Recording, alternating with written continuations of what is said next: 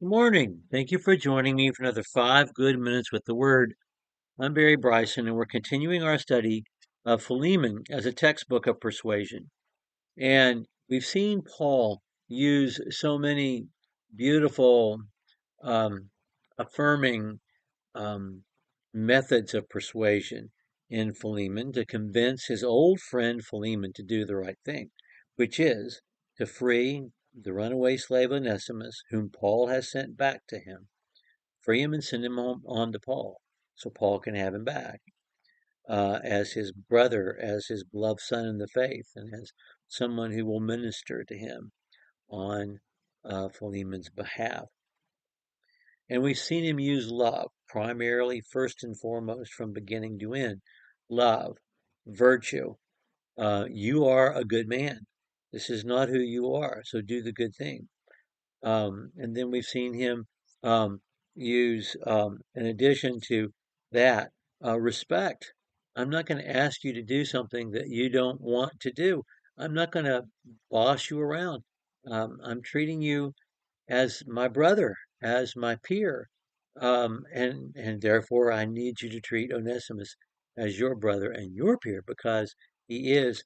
And then there's personal history, the years that they've had together, the miles, the work that they've done together, all that exists between them has value and weight, and it's certainly more valuable and weightier than the whatever wrong he feels at the hands of Onesimus, and so he's using that as well.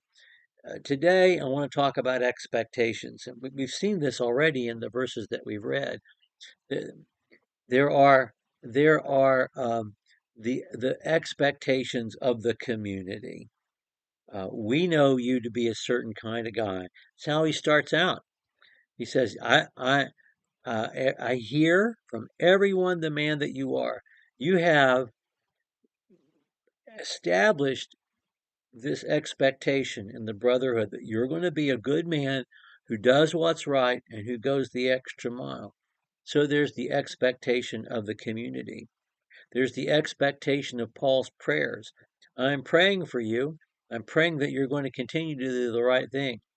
And so that brings God into the mix. There's the personal expectations of Paul and the prayers that Paul makes to God. There are the expectations of God. There's the expectation of hospitality. Now, this is big in the ancient world, especially in the ancient Near East and what is present day Turkey, which is where Tarsus is, which is where Colossae is. The expectation of hospitality also huge in Christianity, and he accesses it twice in this letter. At the end of the letter, he says, "Get my room ready because I'm going to come visit as soon as they let me out of the joint." But in the middle, he says, "If you send him back, he can take care of me in your place." So he's accessing hospitality, the expectation that Paul has that in his need, his dear friend and brother will care for him. And so there's the expectation of hospitality. There's the expectation of God's plan. How do you not know, he says, that this is all God's plan? Perhaps he was for this reason parted from you, verse 15, for a while, that you should have him back forever, no longer as a slave, but more than a slave, a beloved brother, especially to me, and how much more to you, both in the flesh and in the Lord. This might be God's very plan. Almost the way Gamaliel spoke to the Sanhedrin back in Acts chapter 5. You better not mess with these guys because we don't know. They may be doing the Lord's work. Let's tread lightly. Guess what Gamaliel said to the Sanhedrin? Paul is saying this may have been God's plan all along. And so there are the expectations of God's plan. And then there's the expectation of the extra mile. Jesus said clearly in the Sermon on the Mount, if someone asks you to go a mile, go with him too. If he wants your outer garment, let him have your inner garment as well. There is the expectation that all disciples will do more than even the virtue of the moment seems to demand. And It's like he's saying to Philemon, okay, you think that this is more than you ought to be asked to do? Well, that's what Jesus told us to do. He told us to do more. And that's why Paul says, I know that you will do even more than what I say. So there's the expectation of the going the extra mile. And then there is the expectation that Paul may visit.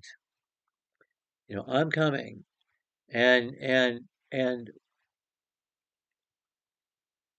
how awful will that visit be if these other expectations are not met?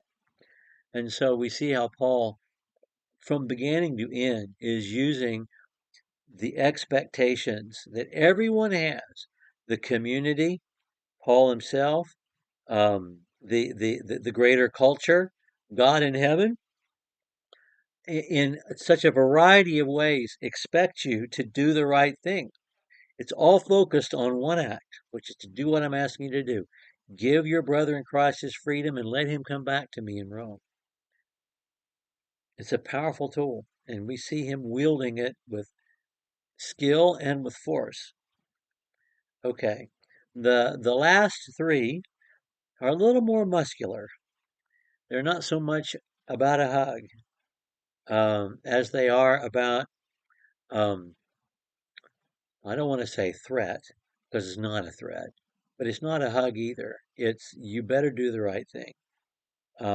Anyway, next time we're together, we're going to talk about accountability, which is perhaps the strongest card in his hand, probably the trump card that he played, if Onesimus actually does agree to do the right thing.